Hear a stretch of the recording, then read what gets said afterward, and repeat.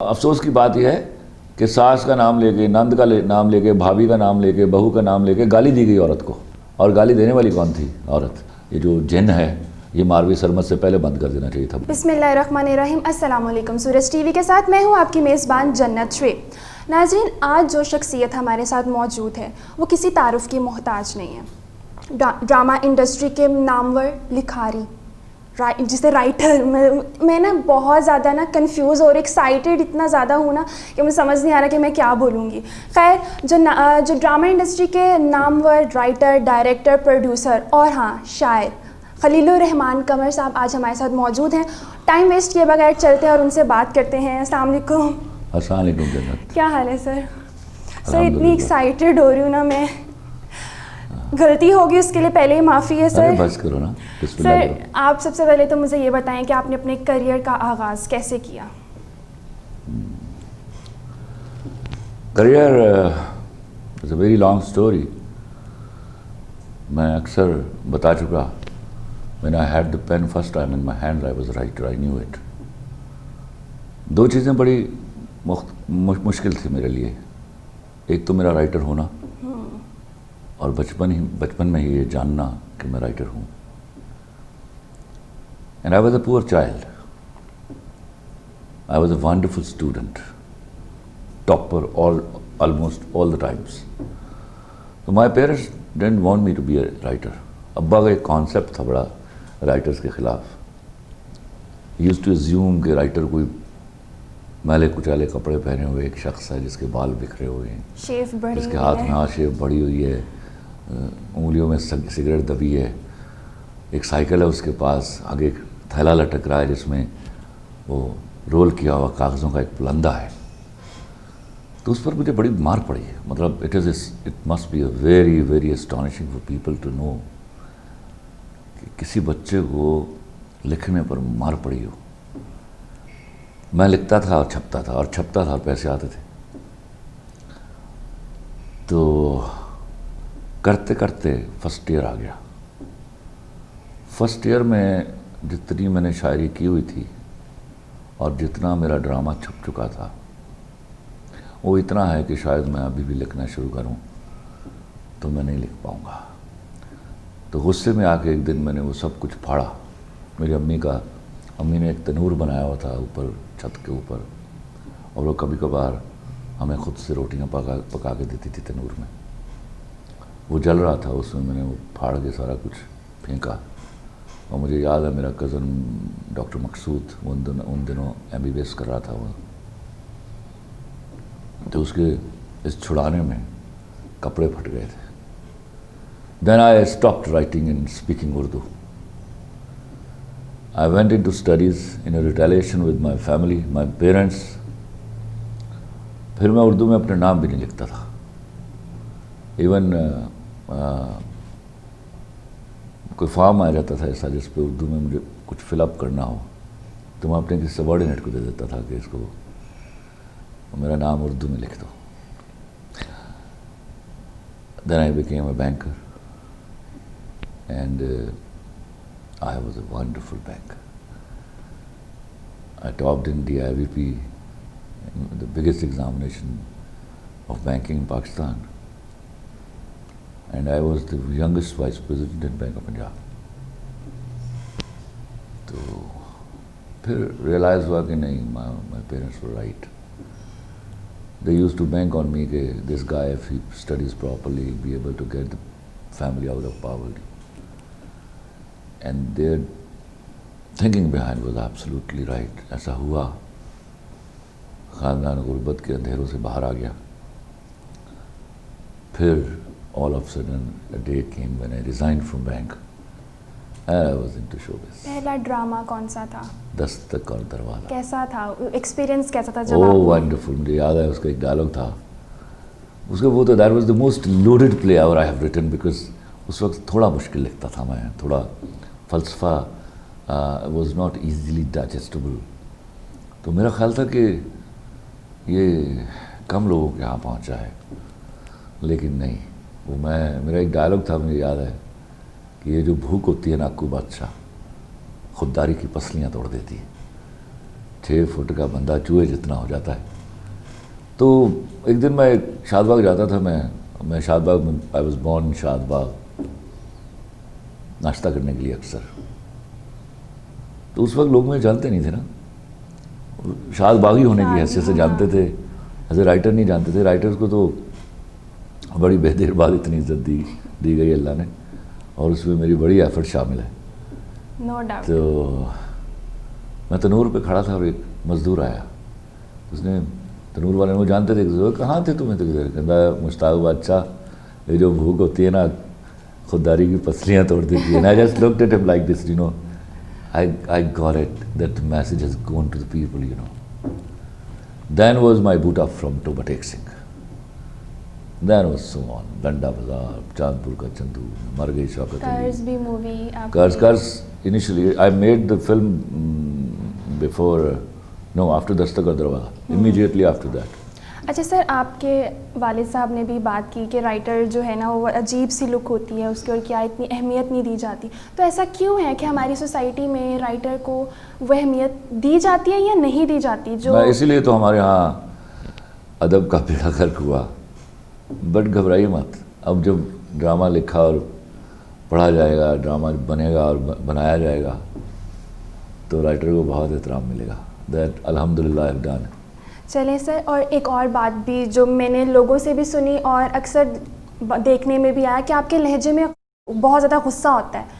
तो इसकी वजह क्या है? डांट बचपन में मार पड़ी हुई है या क्या, कुछ कौन सा ऐसा है कि आपके लहजे में? वैसे नो डाउट, जब मैंने आपको जितना जाना है कि आप जितना हम्बल शायद मैंने नहीं अभी तक देखा, लेकिन जो आवाज़ में या आपके लहजे में गुस्सा क्यों होता है? मैं आपको समझाता हूँ। जिस माशरे में मेरी तरबियत हुई है,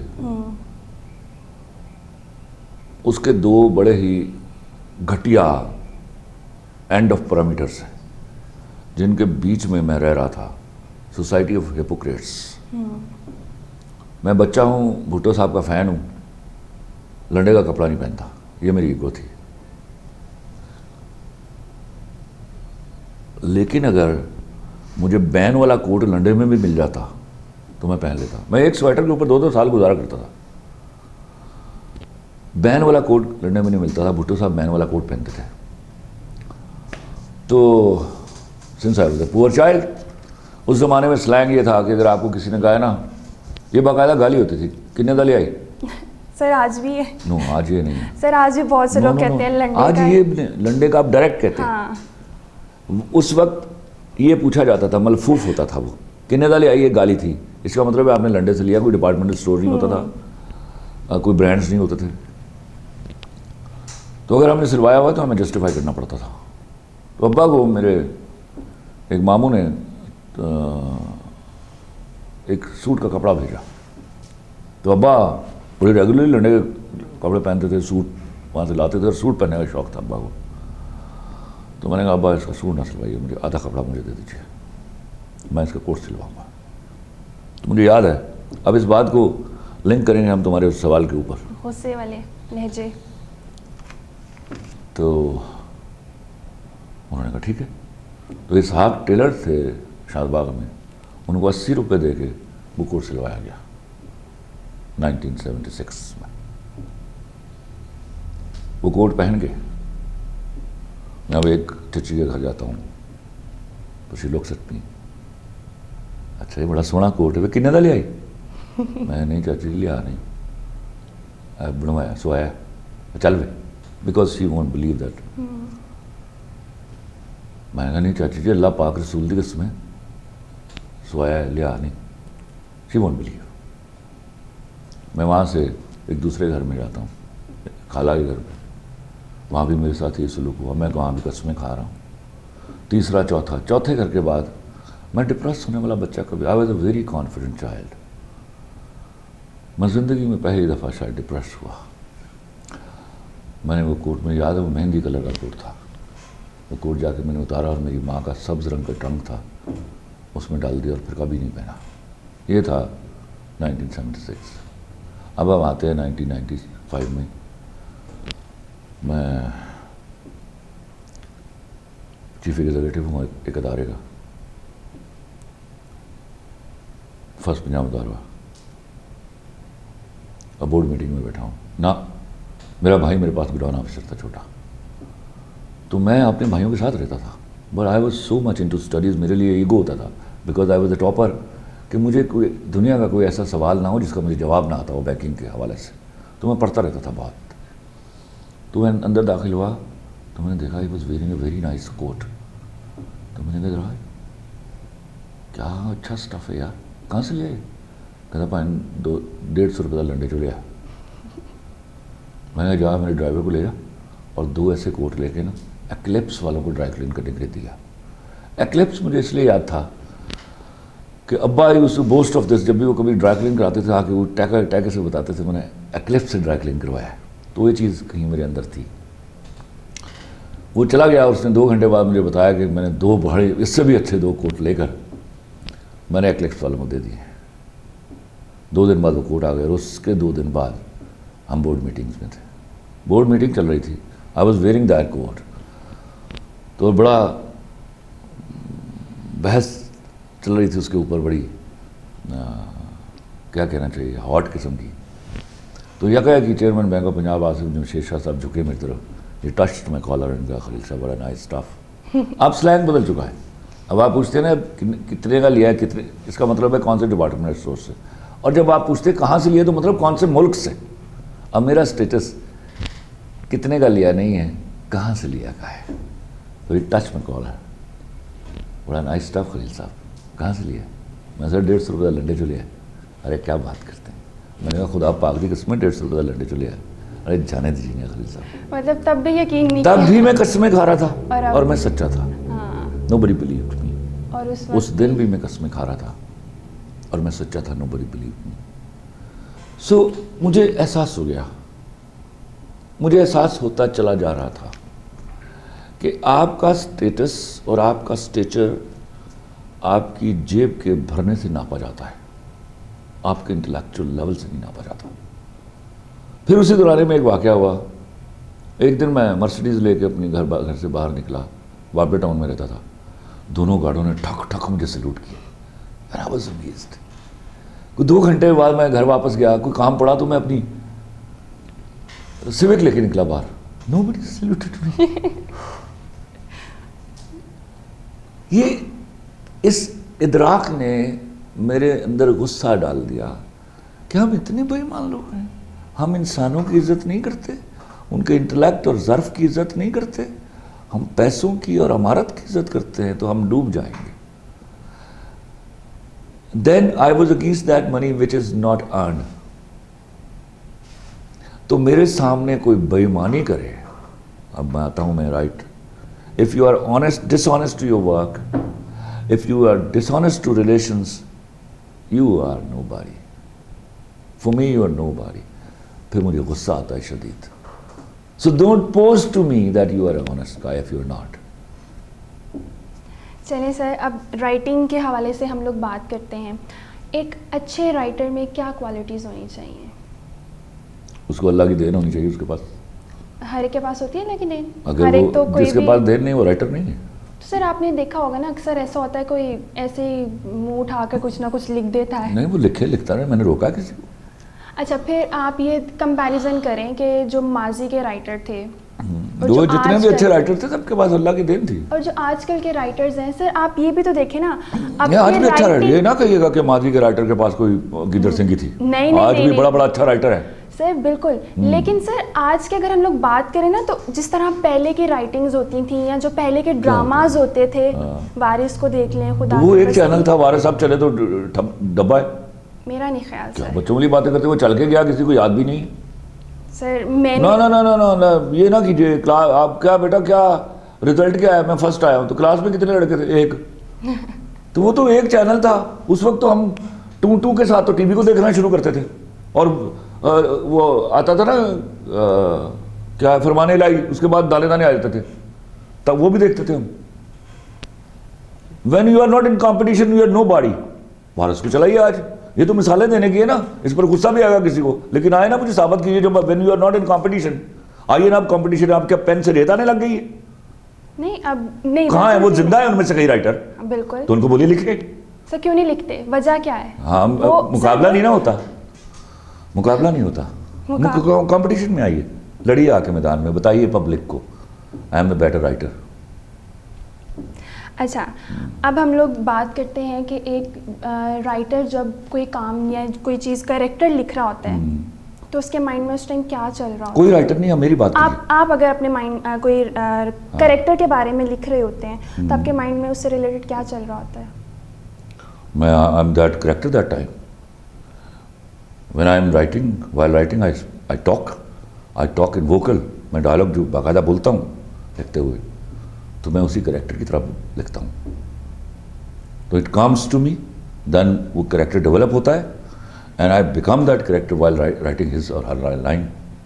अपकमिंग प्रोजेक्ट्स कौन कौन से हैं? अभी फिल्म रुकी हुई है मेरी, वो लंदन नहीं जाऊँगा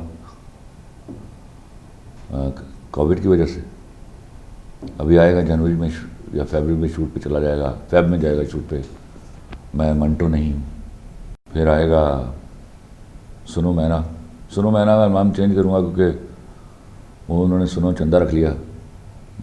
वो स्क्रिप्ट था कुछ 4-5 साल पुराना, तो नाम निकल जाते हैं बाहर, तो अब उसका नाम चेंज करूँगा, वो आने वाला है। फिर अभी करंट अफेयर का प्रोग्राम करने जा रहा हूँ। करंट अफेयर का प्रोग्राम?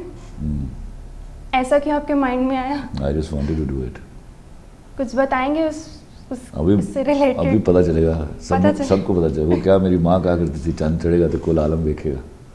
मतलब चढ़ने वाला है, चढ़ने वाला है।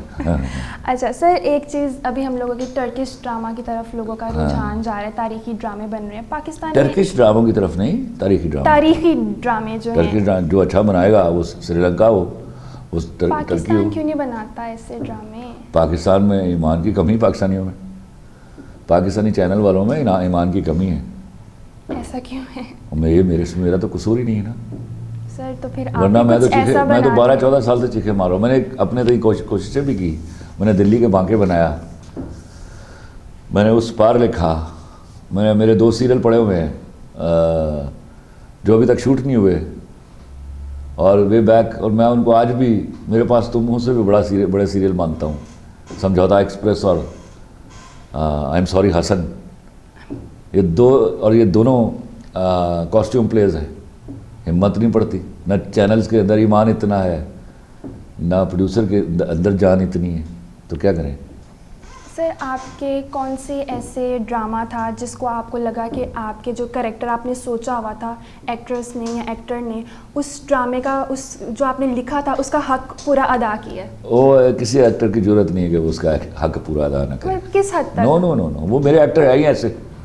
वो जब मेरे साथ काम करते हैं, नॉर्मली तो मेरे दोस्त हैं वो, तो they know me very well, I know दम वेरी वेल। उनको भी पता 100% देना है, मुझे भी पता 100% लेना है, तो ये सवाल ही नहीं होता। इसलिए तो अल्लाह ने मुझे इतनी हिट्स दी हुई हैं कि मेरे साथ जब लोग काम कर रहे होते हैं ना, वो पूरी ईमानदारी के और ईमान के साथ कर रहे होते हैं, तो वो उसमें मुझे भी फ़ायदा हो जाता है, उनको भी हो जाता है। आपको ऐसा लग रहा है ड्रामा इंडस्ट्री में फुकदान हो रहा है, या वो ड्रामाज आजकल? सर आजकल ऐसा हो रहा है सोशल इश्यूज़ पे कम, प्यार मोहब्बत धोखा, या तो प्यार और मोहब्बत के बगैर तो सोशल इशू ही नहीं होते सर। नहीं, मुझे आप ये देखें ना, कभी इसकी बीवी ने उसको धोखा दे दिया, नन ने आके और ये बहुत भाभीयों को, सर ऐसे ड्रामे बनकर, ये तो यार ये खैर बहुत हिमाकत हुई, हमने जलन चुराया वहाँ से। ड्रामास जो बन रहे हैं, जेलसी। मैंने ज़िंदगी में पता नहीं, कोई मुझे बता रहा था सोशल मीडिया में किसी ने, मैंने 50 सीरियल लिखे हैं। मेरी 50 सीरियल में अभी तक सास का लफ्ज़ इस्तेमाल नहीं हुआ। Do you know that? Yes. Because मैं इन सारे रिश्तों की इज्जत करता हूँ और मैं जानता हूँ ये प्रॉब्लम्स क्यों होते हैं। और ये तो अफसोस की बात यह है कि सास का नाम लेके, नंद का नाम लेके, भाभी का नाम लेके, बहू का नाम लेके गाली दी गई औरत को। बिल्कुल। और गाली देने वाली कौन थी? औरत थी, बिल्कुल। बड़ा शेम। और मैं इन रिश्तों की कदर करता हूँ। मेरी सास दुनिया की बेहतरीन सास थी, अल्लाह उनको खरी करामत करे।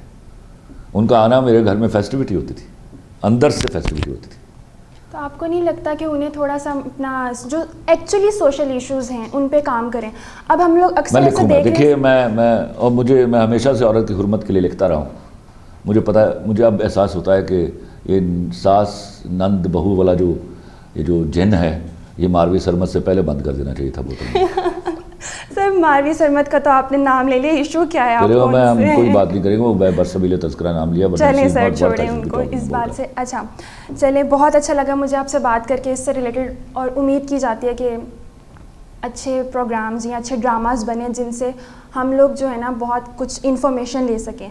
अपनी मेज़बान जन्नत शुएब को इजाज़त दीजिए, अल्लाह हाफिज़।